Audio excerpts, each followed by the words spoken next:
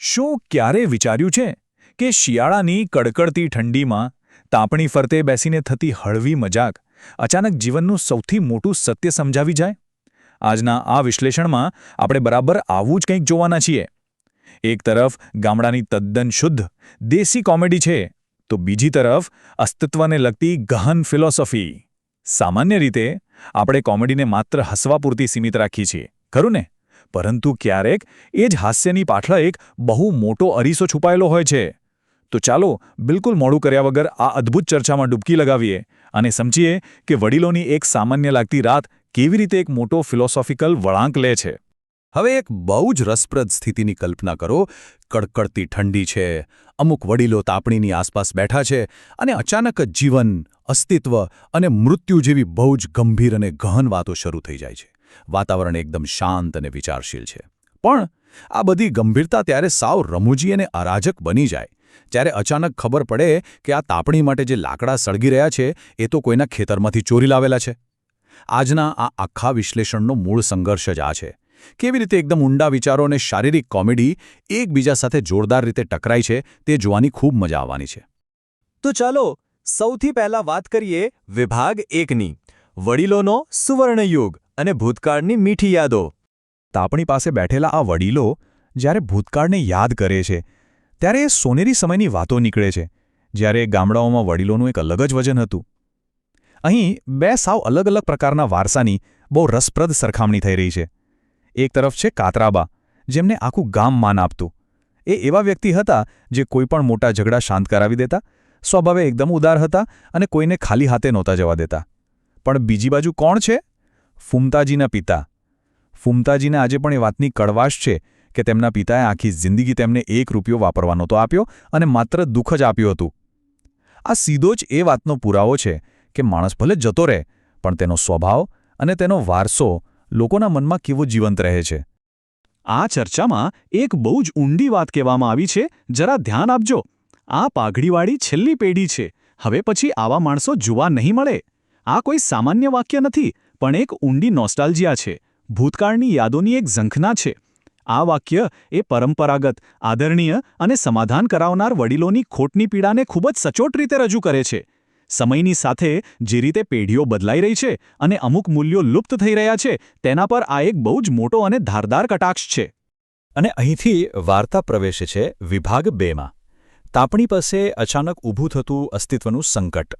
હવે આખી વાતચીત એકદમ જ નવો અને જબરદસ્ત રમૂજી વળાંક લે છે. ભૂતકાળની યાદોમાંથી બહાર આવીને આ વડીલો, ખાસ કરીને ખેગારજી, અચાનક ભવિષ્યની ચિંતા કરવા લાગે છે. એક આંકડો સામે આવે છે, વર્ષ 2125. આ એકય આંકડો તેમને અચાનક ડરમાં મૂકી દે છે. ગણતરી એવી મંડાઈ છે કે આજથી 100 વર્ષ પછી, એટલે કે 2125માં આ પૃથ્વી પર અત્યારે જીવતા કોઈ જ માણસો હયાત નહીં હોય.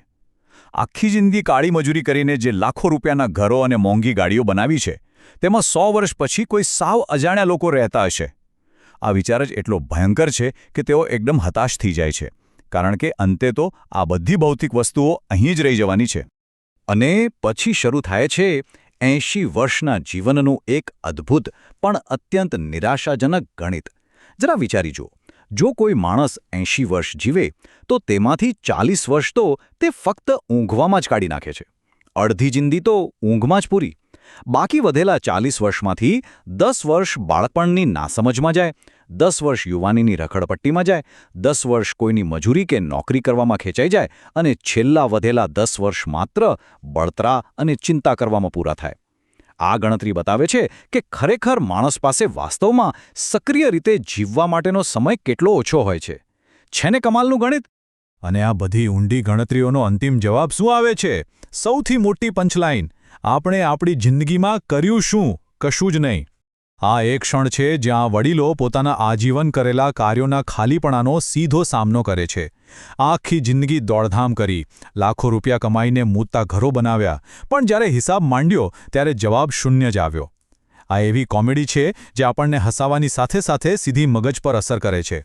પણ આ ગંભીરતા બહુ લાંબો સમય નથી ટકતી. આગળ આવે છે વિભાગ 3, અરાજકતાની શરૂઆત અને લાકડાની ચોરી. હવે પેલી બધી મોટી અને ગહન ફિલોસોફી એકદમ જમીન પર પટકાય છે. અસ્તિત્વની ચિંતા તો બાજુ પર રહી ગઈ, પણ અત્યારે સામે એક બહુ વ્યવહારુ અને તાત્કાલિક સમસ્યા છે. ઘટનાક્રમ કેવી ઝડપથી આગળ વધે છે એ જુઓ. સૌથી પહેલાં કડકડતી ઠંડીમાં તાપણીના લાકડા અચાનક પૂરા થઈ જાય છે. બીજું, ઠંડી એટલી છે કે કોઈ પણ વડીલ પોતાની જગ્યાએથી ઊભા થવા તૈયાર નથી, એટલે તેઓ બાસ્કા નામના યુવાનને લાકડા લેવા મોકલે છે. અને ત્રીજું, શોર્ટકટના ચક્કરમાં બાસ્કો એક બહુ મોટી ભૂલ કરી બેસે છે. એ સીધો વાઘુજીના ખેતરમાં ઘૂસીને ત્યાંથી લાકડા ચોરી લાવે છે. હવે પ્રશ્ન એ થાય કે આ વાઘુજી છે કોણ? અને આટલો બધો ડર કેમ? ભાઈ, આ તો સીધો વાઘની ગુફામાં હાથ નાખવા જેવો ઘાટ છે. વાઘુજી ગામનો એક એવો વ્યક્તિ છે જેને લોકો દારૂડિયો કહીને દરેક સારા પ્રસંગોથી દૂર જ રાખે છે. તે સમાજથી થોડો કપાયેલો અને ભયંકર ગુસ્સાવાળો માણસ છે. હવે આવા માણસના ખેતરમાંથી લાકડા ચોરવા એટલે જાણી જોઈને આફતને ઘરે આમંત્રણ આપવું. આ એક નાનકડી ચોરી આવનારા બહુ મોટા ખતરાની પૂર્વભૂમિકા બાંધી દે છે. અને આ ભૂલનું પરિણામ આપણને લઈ જાય છે વિભાગ 4માં વાસ્તવિકતાનો સામનો.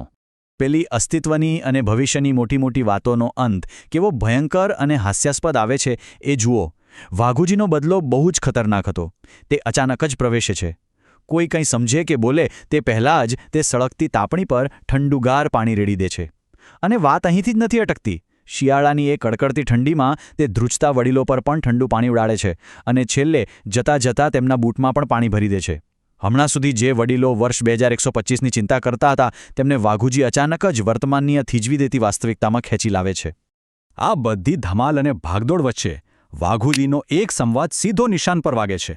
જો હું દારૂડિયો છું અને મને પ્રસંગોથી દૂર રાખવામાં આવે છે, તો પછી દારૂડિયાના લાકડા કેમ લાવ્યા? આ એક અત્યંત તાર્કિક સવાલ છે. આ સવાલ વડીલોના બેવડા ધોરણો એટલે કે હાઇપોક્રેસીને ઉઘાડી પાડે છે. સામાજિક રીતે તો તેઓ વાઘુજીનો બહિષ્કાર કરે છે, પણ પોતાની જરૂરિયાત અને સ્વાર્થ માટે તેમને એ જ વાઘુજીના ચોરાયેલા લાકડાથી તાપવું બરાબર ગમે છે. તો આ આખી ઘટના પરથી શું સમજી શકાય? ચાલો જોઈએ વિભાગ 5 રમૂજ પાછળનો સંદેશ. આજના આ વિશ્લેષણના અંતિમ પડાવ તરફ આગળ વધતા આ કોમેડી પાછળ છુપાયેલા વ્યાપક સંદેશને સમજવો ખૂબ જરૂરી છે. આ આખી કથાની સૌથી મોટી વિડંબના જ આ છે. એક બાજુ એ બહુ મોટો ભ્રમ છે જ્યાં આ વડીલો 2125ના વર્ષની ચિંતામાં ડૂબેલા છે કે તેમના વારસાનું શું થશે, તેમના મહાન આદર્શોનું શું થશે. અને બીજી બાજુ એ તાત્કાલિક વાસ્તવિકતા છે જ્યાં માત્ર આજની એક રાતની ઠંડીથી બચવા માટે એ જ વડીલો પોતાની નૈતિકતા નેવે મૂકીને ચોરીના લાકડાનો ઉપયોગ કરતા અચકાતા નથી. આ વિરોધાભાસ ખરેખર માનવ સ્વભાવની એક બહુ મોટી નબળાઈને ખુલ્લી પાડે છે. અને છેલ્લે આખી વાત આપણને એક બહુ જ મહત્વના અને વિચારતા કરી દે તેવા પ્રશ્નો પણ લાવીને ઊભા રાખી દે છે. શું આપણે પણ ભવિષ્યની એટલે કે વર્ષ 2125ની ચિંતામાં એટલા બધા ગૂંચવાયેલા છીએ કે વર્તમાનની આજની તાપણીને સાચવવાનું સાવ ભૂલી ગયા છીએ? આ અદ્ભુત કોમેડી આપણને પેટ પકડીને હસાવતા હસાવતા એ સમજાવી જાય છે કે ભવિષ્યના ભ્રમમાં જીવવા કરતાં આજની વાસ્તવિકતાને ઈમાનદારીથી જીવવી વધુ જરૂરી છે. આજના આ વિશ્લેષણમાં બસ આટલું જ. આશા છે કે આ ચર્ચાએ મનોરંજનની સાથે સાથે વિચારવા માટે તદ્દન નવી દૃષ્ટિ પૂરી પાડી હશે. આવજો.